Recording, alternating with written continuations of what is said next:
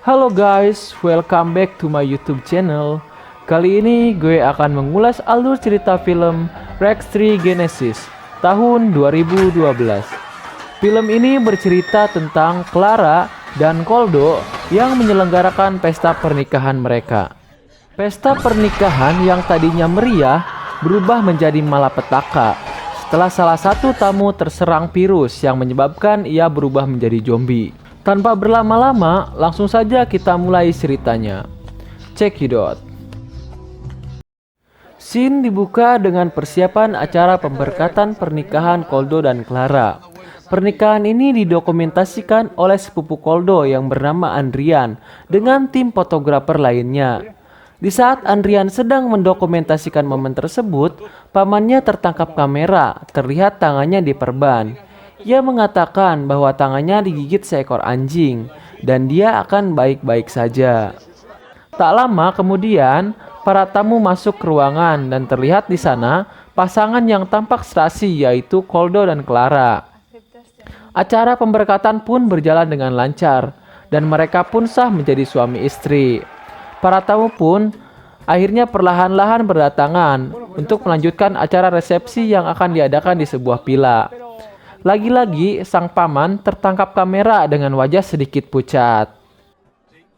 Singkat cerita, di malam itu pesta dimulai dengan sangat meriah. Cerita kemudian bergulir. Secara tidak sengaja, kamera Andrian menangkap beberapa orang di luar mengenakan hazmat kuning dengan mobil polisi yang tiba. Tiba-tiba kamera menangkap paman Andrian yang jatuh dari lantai 2. Sang paman jatuh dalam kerumunan orang-orang.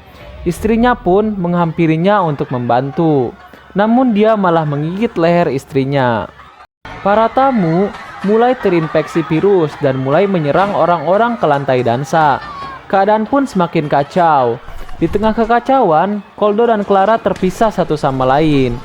Koldo, Andrian, adik Clara, yaitu Tita, Atun sang kameramen, dan tamu lainnya kita sebut botak lari ke arah dapur. Koldo bertanya kepada Atun, kenapa dia masih terus merekamnya. Koldo pun kesal dan akhirnya menghancurkan kameranya. Sejak saat itu, film ini kembali ke orang ketiga pandangan sinematik normal. Kelompok ini kemudian mencoba mencari pintu keluar, tapi mereka malah dihadapi tamu lain yang sudah menjadi zombie. Rekaman CCTV kemudian menunjukkan tamu-tamu terinfeksi dan sudah menjadi zombie yang sedang berkeliaran di lantai dansa. Mereka semakin terdesak karena zombie-zombie yang berusaha mendobrak pintu. Akhirnya mereka berhasil menemukan jalan keluar, yaitu lewat saluran pembuangan, dan mereka mencoba membuka baut dengan pisau lipat atau biasa kita sebut pisau tentara. Saat Atun membuka baut saluran, secara tidak sengaja si botak menyenggol dan menyebabkan pisau tentara pun terjatuh. Dengan keadaan terdesak, mereka pun kemudian menemukan jalan lain, yaitu keluar melalui ventilasi AC. Karena ukuran tubuh Atun cukup besar, ia memutuskan tidak ikut dengan mereka. Singkat cerita, mereka berhasil keluar dan menemukan mobil polisi. Koldo kemudian diserang seorang zombie saat melihat ke dalam mobil. Adrian dan yang lainnya kemudian membantu Koldo untuk membunuh zombie tersebut. Si botak kemudian mencoba untuk menggunakan radio mobil polisi untuk mendapatkan bantuan. Tapi naas, dia diserang seorang zombie dan sirene pun terbunyi dan menarik perhatian zombie-zombie lain. Dan mereka pun kini semakin dikejar.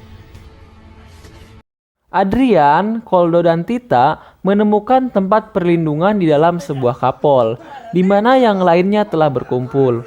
Orang-orang yang selamat mengungkapkan bahwa zombie tidak bisa masuk ke dalam kapol, karena kapol merupakan tempat suci dan bisa menyakiti zombie-zombie. Tiba-tiba suara Clara muncul di sebuah speaker system, dan dia mengetahui bahwa Koldo mendengarkannya. Clara mengatakan bahwa dia baik-baik saja bersama pendeta dan dia mengungkapkan bahwa dirinya tengah hamil dan amat mencintai Koldo. Lalu suara Clara pun terputus. Akhirnya Koldo memutuskan untuk menggunakan baju besi kesatria untuk menyelamatkan Clara. Koldo dan karyawan villa tersebut masuk ke dalam villa dengan mengendap-endap. Koldo pun kemudian pasrah saat si karyawan diburu oleh zombie dan mati. Scene berpindah kepada Clara dan pendeta yang bersembunyi di ruang kontrol. Pendeta itu mengklaim bahwa semua kejadian ini adalah kutukan untuk umat manusia. Tak lama kemudian, gerombolan zombie mulai mencoba masuk ke ruang kontrol. Akhirnya mereka melarikan diri melalui jendela dan masuk ke ruangan lainnya. Di sana, Clara menemukan sepupunya yaitu Rappa dan seorang wanita yaitu Natalie yang sedang bercocok tanam. Ternyata mereka tidak mengetahui apa yang sedang terjadi dan menganggap apa yang dikatakan Clara sebuah lelucon. Mereka berempat kemudian segera keluar dengan mengendap-endap. Mereka kemudian kembali terjebak dengan para zombie. Di cermin, mereka melihat manusia yang menjadi zombie ditampilkan sebagai refleksi dari setan. Ketika zombie-zombie menyergap, sang pendeta kemudian berdoa dan membuat para zombie diam terpaku sementara yang lainnya melarikan diri. Di tempat lain, Koldo kemudian menemukan ruang kontrol dan dia menyaksikan kematian Adrian dan anggota-anggota lainnya. Mereka mencoba kabur dan memasuki bis, tetapi serangan zombie tidak dapat dihindarkan dan mereka pun tewas. Scene berpindah ke Clara, Rafa, dan Natalie. Mereka kemudian menemukan Spong John atau penghibur anak-anak dan mereka bergegas melarikan diri bersamanya. Namun Natalie harus tewas diserang oleh seorang zombie. Sesampai di luar, terjadi hujan yang sangat deras. Clara kemudian menemukan ibunya yang sudah menjadi zombie. Maka John pun menembak ibu Clara.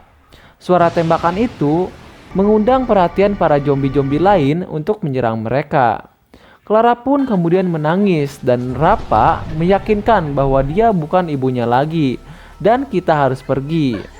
Tak lama kemudian, Spong John tergigit sedangkan Rappa dan Clara bergegas lari ke bawah tanah yang mengarah ke sebuah terowongan. Clara menolak untuk pergi bersama Rappa karena ia yakin Koldo masih hidup dan akan menemuinya. Tak lama, suara musik pada salah satu lagu di lantai dansa pun berbunyi. Clara kemudian pergi untuk menemukan Koldo karena ia yakin itu sebagai tanda dari Koldo. Cerita kemudian bergulir. Koldo kembali tiba di dapur dan ia melihat Atun sudah tewas dengan cara bunuh diri dengan memotong nadinya sendiri. Namun ia kembali dipertemukan sang paman yang dimana virus itu dimulai. Dan Koldo pun berhasil membunuhnya.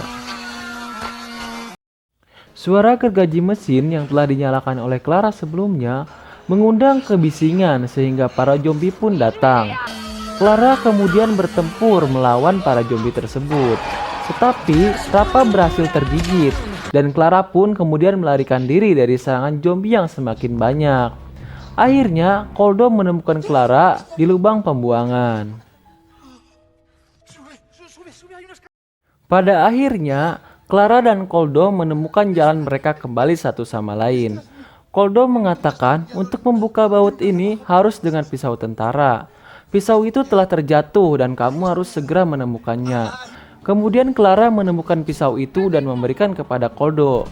Namun zombie-zombie terus menyerang Clara hingga akhirnya saluran itu pun terbuka. Dan mereka pun senang akhirnya bisa dipertemukan kembali. Zombie-zombie pun semakin banyak berdatangan untuk menyerang mereka. Tak ada satupun jalan untuk mereka lewati. Mereka pun akhirnya pasrah dan mulai berpikir bahwa mereka akan mati. Tiba-tiba semua zombie terdiam. Ternyata sang pendeta membacakan ayat-ayat Alkitab lewat pengeras suara. Ini adalah kesempatan emas bagi mereka untuk melarikan diri dari zombie-zombie itu. Ketika mereka sampai di luar, mereka diserang oleh kakek zombie yang tuli. Dan Clara pun tergigit dan terinfeksi. Clara mengatakan kepada Koldo untuk memotong lengannya sebelum infeksi menjalar ke seluruh tubuh. Awalnya ia ragu, tapi akhirnya Koldo melakukannya. Dan mereka segera bergegas keluar dari tempat itu. Namun ketika mereka mencapai pintu keluar, mereka menemukan semuanya telah dikarantina. Clara kemudian muntah darah. yang menunjukkan bahwa dia telah terinfeksi, dan hancurlah hati Koldo. Lalu Koldo menggendong Clara keluar. Di luar, polisi mengatakan padanya untuk membiarkan Clara pergi. Akhirnya Clara dan Koldo pun berbagi ciuman terakhir sebelum Clara menggigit lidah Koldo sampai putus dan menyerang orang-orang yang bersenjata. Dan mereka berdua pun ditembaki hingga sekarat.